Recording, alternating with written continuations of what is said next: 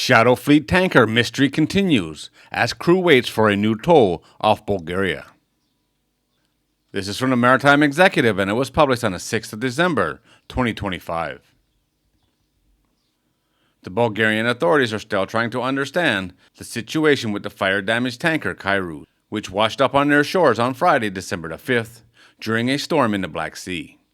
The vessel was heavily damaged by an attack a week ago by the Ukrainians while it was underway near Turkey, and now it's on the Bulgarian shores with a skeleton crew on board. Contact has been established with the 10 people on board the vessel, and after initially requesting an evacuation on Friday, they are now saying they will remain on board the vessel and wait for a toll.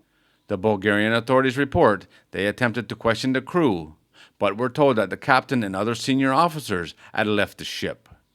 The crew on board says they are safe and have at least 3 days' worth of food and water. An attempt to reach the ship on Saturday, December the 6th, with a launch from the border police was unsuccessful due to high winds and rough seas, which also hampered the operation on Friday. Reports indicate that the winds are over 29 knots or 33.5 miles per hour, and the seas are at least 3 to 5 feet. Once the winds subside, the Bulgarian border police plan to board the tanker, likely with a helicopter. They will also be able to ferry additional supplies to the crew with the helicopter. After drifting in the storm, the tanker came to rest approximately 700 or 800 meters, or less than 1,000 yards offshore in southern Bulgaria. The Bulgarian Minister of Transport reports the reasons for the ship's entry into Bulgaria's territorial waters have not been clarified. The Turkish authorities said last week that they were trying to work with the vessel's representatives to arrange for a toll after putting out the fire on the tanker. The fire had been started after an explosion from a drone attack, which Ukraine took credit for. The Bulgarians report the ship's condition as smoky, while pictures are showing the accommodation block and the bridge are likely very heavily damaged. It is unclear when or how the tanker and its tow detached on Friday. Some reports are saying that the tug towing the tanker released it on Friday morning, about 6 miles south of Bulgaria, and headed back to Turkey. The crew on board the 149,989 DWT tanker was able to release its starboard anchor on Friday afternoon, and reports said the anchor so far is holding the 274-meter or 899-foot vessel.